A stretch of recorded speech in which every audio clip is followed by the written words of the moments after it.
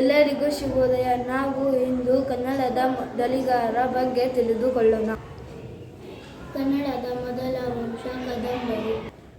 ಕನ್ನಡದ ಮೊದಲ ಪತ್ರಿಕೆ ಮಂಗಳೂರು ಸಮಾಚಾರ. ಕನ್ನಡದ ಒಳನಟ ಡಾಕ್ಟರ್ ರಾಜ್ಕುಮಾರ್. ಕನ್ನಡದ ಮೊದಲ ಶಾಸನ ಐಂದ್ರಿ ಶಾಸನ.